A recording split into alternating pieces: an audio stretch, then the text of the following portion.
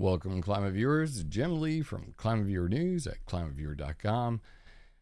Space-based weather control. Now, this is something we haven't talked about in a while, but it's definitely time to bring it back around. Going to be doing more talk about ionospheric heaters, things like HAARP. We're going to get into the next rad thing in the next video. Needs to be readdressed. Bringing up a lot of the old topics, but today we're going to talk about the sun gun. This is something that, most people don't even wrap their heads around. It's definitely not in the narrative. It's something nobody's talking about. Therefore, that's why I'm bringing it up. So today we're going to talk about the evolution of the sun gun using our atmosphere as a geophysical weapon. We're going to get into that and a whole lot more in just a moment. Between now and the end of the month, we're going to be building a new studio. I will finally be out of this bedroom. September 25th. Good friend Jeff's coming over from California, and we're gonna build the damn thing. Anybody who can support my work during this time, it would be especially important. Go to connect.climateviewer.com, scroll to the bottom, please donate. Every dollar will be greatly appreciated and go directly to building this studio. And anybody who donates, I'm going to put them in the credits for all the videos I make here going forward. Probably make a plaque for the wall as well. Please support my channel. And let's just get into it. Here we go. So, space mirrors to focus sunlight and melt the polar ice caps. So let me get this straight. If you go to weathermodificationhistory.com, what you'll see is that there is actually an entire section just on melting the Arctic. This was a thing for a very long time where they came up with all of these different ideas on how to melt the Arctic. And this may actually inform your online browsing whenever you see things like Trump talking about taking over Greenland, and Russia and Putin and Trump talking about making deals over fracking the Arctic. It's a thing. So that's where all of this kind of comes from. But Herman Oberth, he proposed this idea of what was called the burning glass. Now, the burning glass was this idea. It came from a book that he wrote called The Problems of Space Travel, the Rocket Motor. And it goes back further, but, this was in a book where it actually says Herman Nordung. But regardless, this is the original, the book itself. And in the section right before it, it says a giant floating mirror in space. So this is the basis of what you're going to see is some absolutely crazy crap. And in that picture, you can see, but like any other technical achievement, the space mirror could also be employed for military purposes. And furthermore, it would be a most horrible weapon, far surpassing all previous weapons. It is well known that fairly significant temperatures can be generated by concentrating the sun's rays using a concave mirror in a manner similar to using a so-called burning glass. Even when a mirror has only the size of a human hand, it's possible to ignite a handpiece a paper. But regardless, that wasn't big enough for the guy. So what did they end up actually going with? My page moved on this. Hold on, let me go. Click here. Refresh the page. It was why is it doing this to me? All right, so in Life magazine in 1945, they covered this in an article titled "The German Space Mirror." That's right. This was the Nazi sun gun. Believe it or not, during World War II, the Nazis had a plan to create Oberth's burning glass as a weapon of war. Of course, the scientists behind it said, well, it could also be used to, like power energy, deliver energy down to the ground. We could do all kinds of other stuff with it. But regardless, that's not exactly how these things work. We all know that by now. So this is the Life magazine, 1945. This is the article with the picture of the proposed Nazi sun gun. Now, this thing's massive. We're talking about, I think it was like 5,100 kilometers wide. Absolutely, 5,100 miles. Oh, how about that? So, this idea of reflecting sunlight and then focusing on a pinpoint target to be able to burn up cities. Oh, could you control the weather with that? I think so. More documentation on that here from the magazine. Other things that could be done. They basically said, well, we could also use like a space station. We could grow some plants up there while we're, burning up the ground.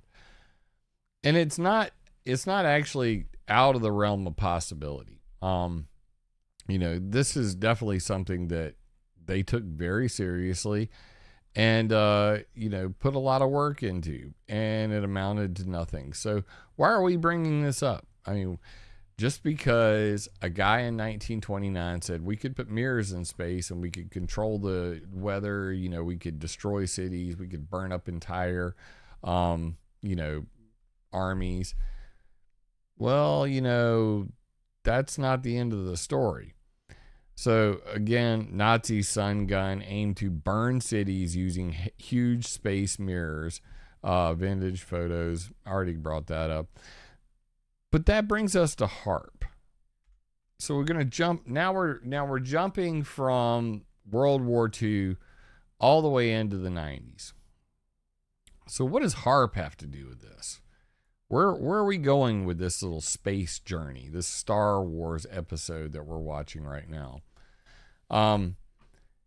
HAARP, for those who haven't ever seen it, HAARP is the red icons on the map here. So HAARP is located up here in Gacona, Alaska. It is an ionospheric heater. So if you scroll all the way down here, you can see it's a big antenna array that is used to focus energy on the upper ionosphere to do ionospheric modification. Well, what was one of the purposes of HAARP? Real quickly before we get off this, you're going to see a lot of dots here. The red radars you're seeing here are ionospheric heaters like HAARP. There's one in Tromsø in Norway. This is the one in Russia. It's Sura. Let me get me off the screen real quick here. So there's the Sura ionospheric heater in Russia.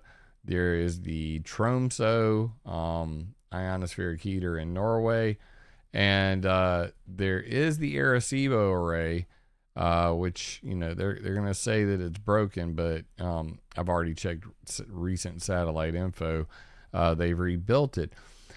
Now, the yellow ones you're seeing here, these are actually super dual auroral radar network, super DARNs. The blue ones are incoherent scatter radars, also very powerful.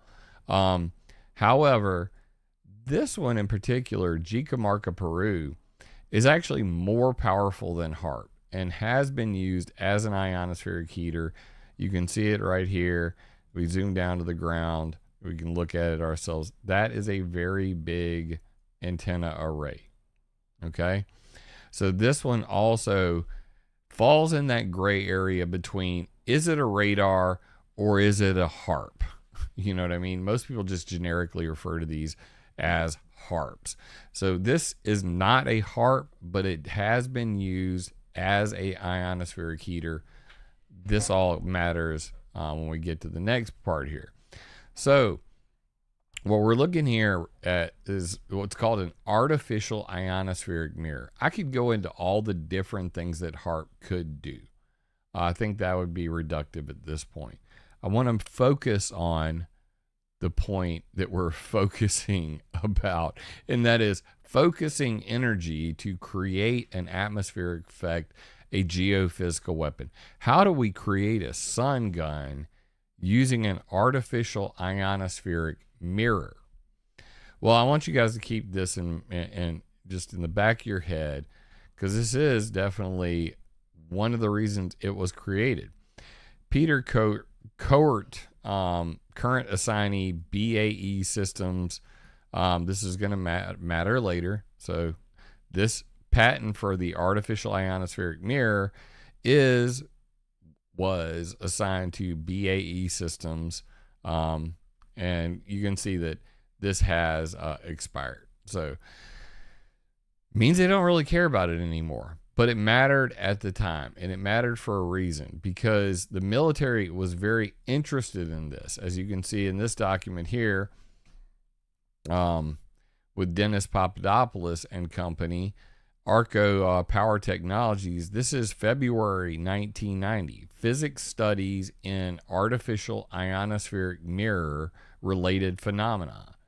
So this is before HAARP was even built. This is the point I'm bringing up here.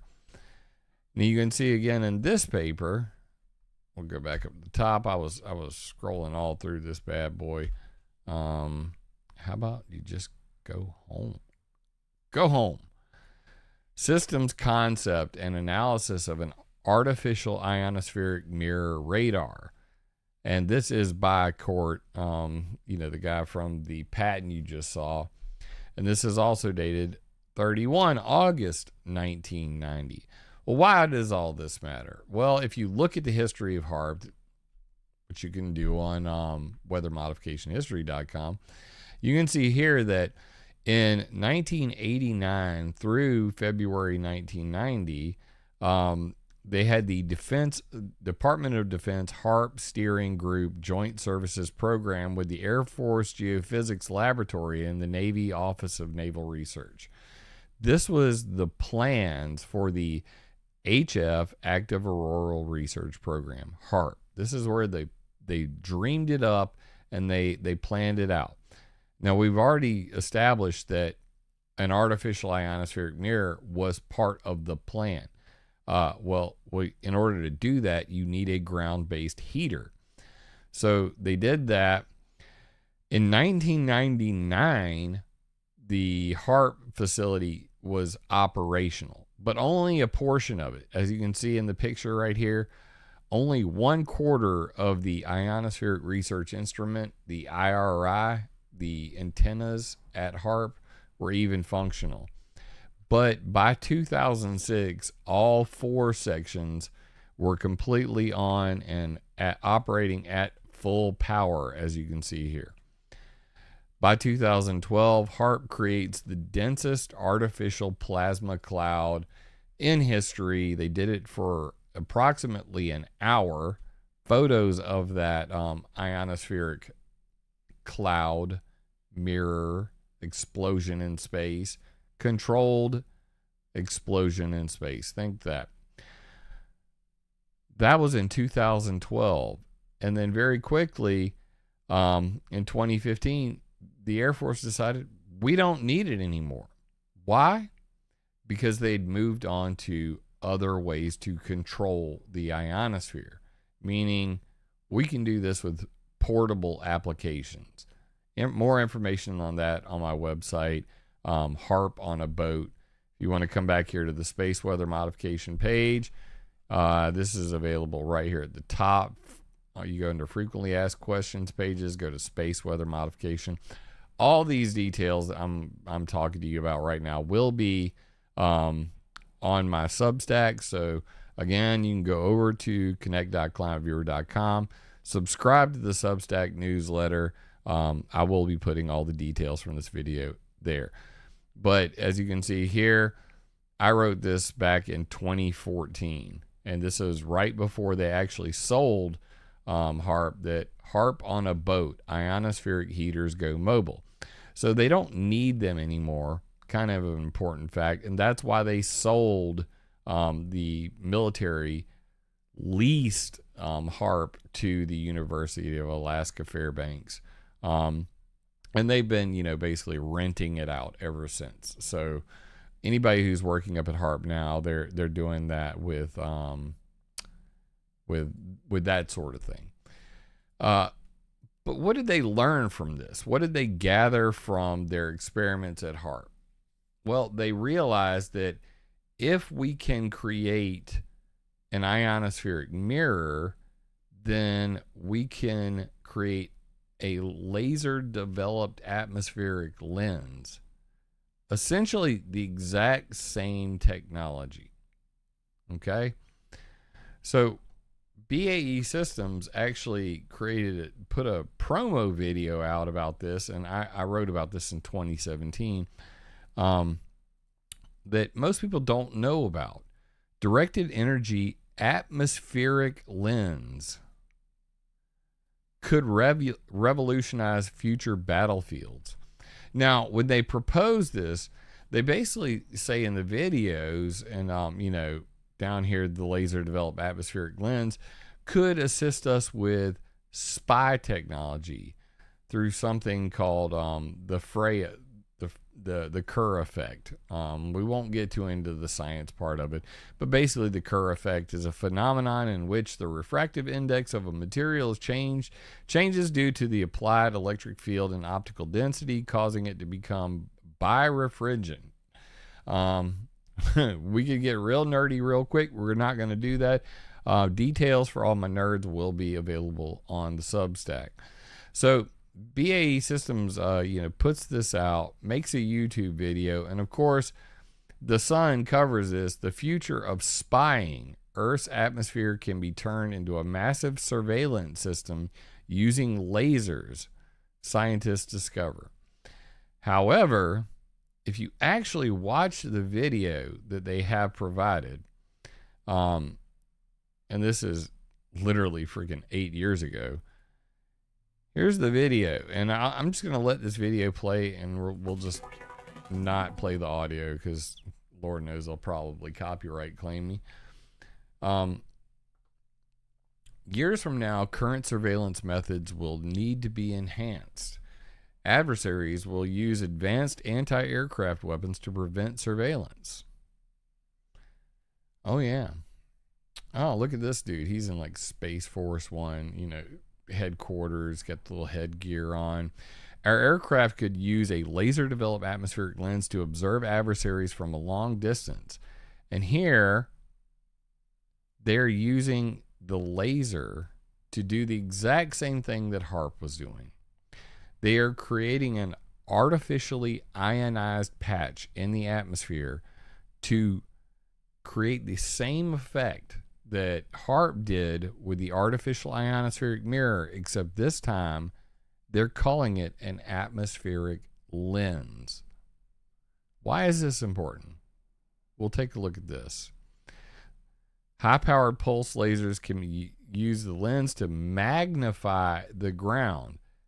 Oh, so it's a magnifying lens, atmospheric lens operational. And now he can see the ground. The point I'm trying to make here, guys, should be readily apparent at this point. That if we can create an atmospheric lens that can magnify the ground so that our spy satellites or high altitude drones can fly above this, paint a laser on the sky, and then turn that into an atmospheric lens, then wouldn't that be a magnifying glass? Wouldn't that be a burning glass? Wouldn't this atmospheric lens have the same effect that this burning glass that Hermann Oberth planned? The same effect that the Nazi sun gun was hoping to achieve? That simply by painting a plasma pattern on the upper ionosphere, you can change that structure to create an atmospheric lens. If you can do that, then all you have to do is get out of the way and let the sun do all the rest of the work. Now, of course, BAE Systems says that, well, this technology is 50 years away. I do not believe that for 1 second. If they're telling you about it now, that means that it probably is already operational. That's generally the way these things go. They're not going to go tell you about their B-2 bomber until, their X-47, fighters. Anything that like the SR-71 program. Look at the history of any military technology. It usually takes decades before we find out that we had stuff. So BAE Systems, who had the patent for an artificial ionospheric mirror before HAARP was even designed, also has now taken that same technology, now that the military's done testing at the HAARP facility. They've rented it to the University of Alaska Fairbanks because they don't need it anymore. And now they're talking about, well, we could use lasers to do the exact same thing from space, create lenses burning glass to focus the energy of the sun. But they don't say that part. They say, we're just going to create a big magnifying glass so that we can look through it and spy at the ground. The video goes one step further. For anybody who's heard about Donald Trump recently talking about building a golden dome over America, similar to the Iron Dome in Israel. This golden dome would be the evolution, the completion of what Ronald Reagan called the Strategic Defense Initiative, or the Star Wars program. That's why I'm wearing a Yoda shirt today. But Ronald Reagan's Star Wars program, never saw fruition because they just, too expensive. How the hell are we going to pull it off? We have all that technology today. Starlink, Elon Musk's Starlink, is also Star Shield.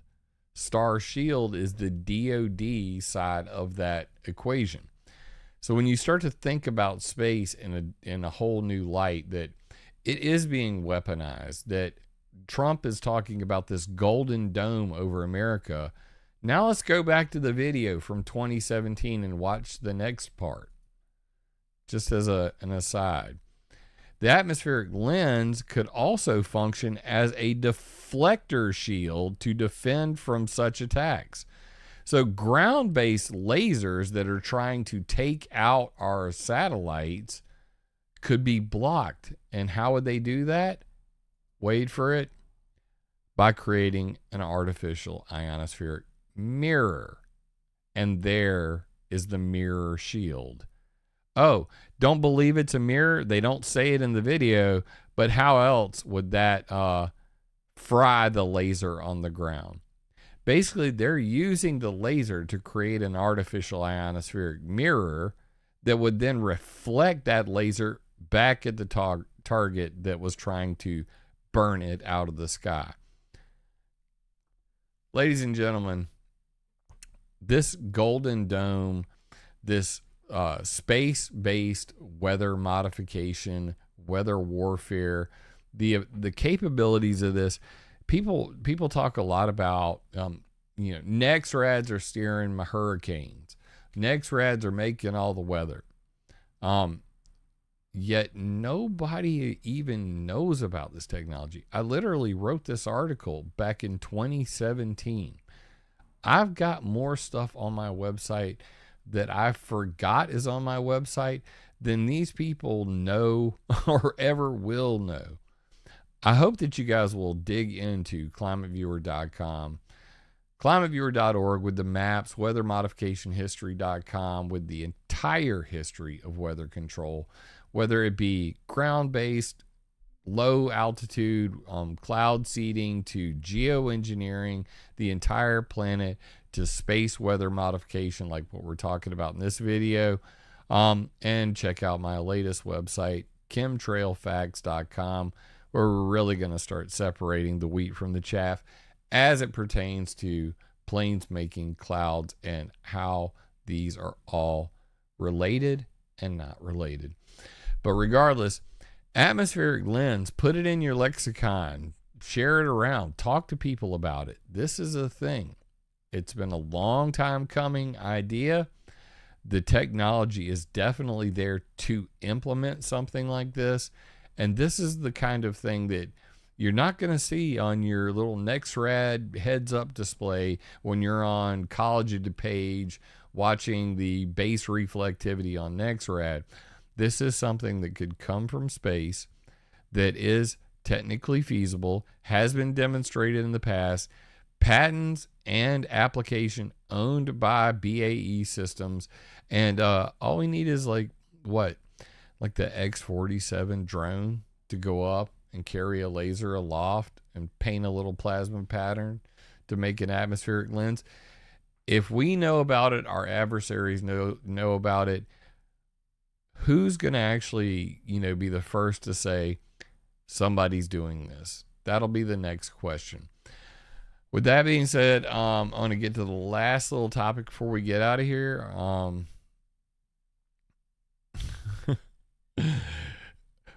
I always love it when we get a nice flat earth. By the way, everybody, this guy's a shill and half space is fake AF. Danny, I'm going to pray for you. As we say in the South, bless your heart. Good Lord. But yeah, I'm going to have some more links and details for you guys on that giant lens in the sky. This is from the Royal Aeronautical Society. And, in a later video, we'll get more into this about EMF and how it affects weather. People are so focused on HAARP controlling the weather through its direct emissions, don't understand the difference between non-ionizing radiation and ionizing radiation, what the frequencies are, what the wavelengths are, and what they actually look like. We'll get into that at another time. I'm going to put that in the article. Atmospheric thermal lensing in laser resonators, 1995. 1995, guys. This has been a long time coming. The only new news here is you haven't heard about it because nobody's talking about it. And the last point I'd like to make is that if you guys haven't seen it, Where Has Our Blue Sky Gone by Stella Q, Bettina Engler, and Dan Fournier. Dan's on Substack. Bettina Engler is at geoengineeringfreecanada.com. And Stella has a brand new website available right now that you guys can come purchase our Chemtrails for Children book, one that will actually educate them on all of the facts, not just some of the facts, not my version of the facts, not your version of the facts. John, shut up, bro. But if you want great, how's the likeness on this? What do you guys think? Is this me? Is this doing it for you? That me? I'm just curious. Anyway, I'm Uncle Jim rocking the Commodore 64 in the book, and they had to just really troll me hard, and that's Pilot Jim is Uncle Jim in the book, who teaches his younger sibling about cirrus clouds, CIRRUS. Great book, absolutely fun to read, and educational too. I think that a lot of adults actually could learn a lot from this book. So it's not just for kids. There's a lot of people that don't understand some of the very basic stuff that's in this book. But again, that's available at, that's not the button. That's available at Stella Q, all one word, stellaq.com.au. I'm going to drop that guy in chat for you guys real quick. There you go. And, the book is literally at price. So I'm not making anything from this. Two of the three people who made this book are admins in my Telegram chat. If you'd like to come meet them, you can go to connect.climateviewer.com. Again, The link will be available on there for the Telegram chat. And you can come meet Stella and Bettina and tell them what you think. But please share that around. Brand new website. We just got it up for Stella. And you can directly buy it from there. It's got a link to lulu.com. And I believe it's only, I think it's like $16. Yeah. See, I mean, you can't beat it. It's extremely cheap. And people want this kind of information. So you're not going to get a cheaper book and a much higher quality children's book, especially. Every page in this book has got drawings in it, and all of the drawings were by Stella. I mean, it's a phenomenally good children's book. You can't get much better than this. I'm absolutely flattered that they, poked me in the ribs a little bit and made me a pilot in the book. But God bless you to Stella, Bettina, and Dan, and everybody else who helped out with this, Ed and Jeff. And that brings us to the end of this. So atmospheric lenses. Where has our blue sky gone? Children's book for people wanting to understand what's going on overhead.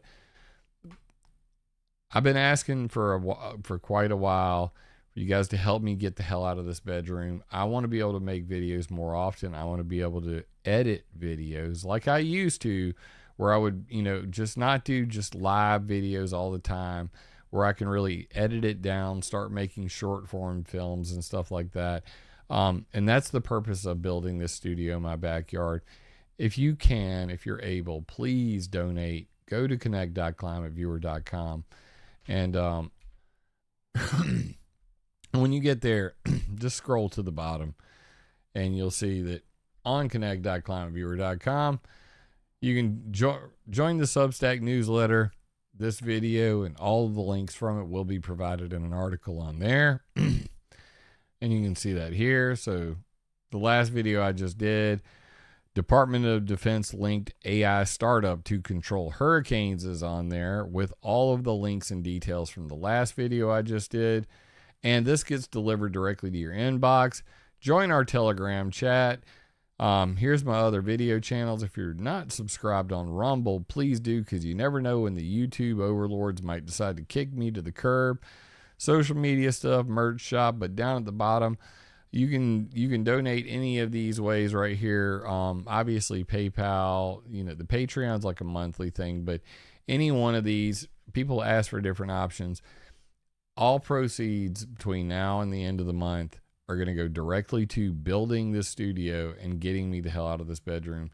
Please, God bless you if you can. I really would appreciate it. Leave me a comment in the in the section below. What do you think? Do you think I'm just out of my mind, that this atmospheric lens thing is just ridiculous? It's hokey. They're making it up. Has nothing to do with artificial ionospheric mirrors, has nothing to do with HAARP, has nothing to do with the Nazi sun gun or Herman Oberth that proposed this all the way back in 1929. I see the clear pattern. It's a clear pattern, historical pattern, provable pattern, especially when you're talking about the technology to actually implement artificial ionospheric mirrors and artificial atmospheric lenses. If you can create an atmospheric lens, you just created a magnifying glass out of our upper atmosphere. That is geophysical warfare. That is capable of doing things nothing else can. Focusing the power of the sun on a hurricane. I can only imagine what you could do with that, let alone burning people up like a bunch of little ants under a magnifying glass. Now you know, and knowing is half the battle. And I hope you guys will like, subscribe, share this video, leave me a comment on what you think, and I will definitely catch you on the flip side on the next one. Love you, mean it. If this video resonates with you, leave me a comment, because I love hearing from y'all. First time here, be sure to subscribe and click the bell. Yeah! Remember, it would be impossible for me to do this without your support, so please join my Patreon or buy me a coffee on PayPal. And always attack ideas, not people.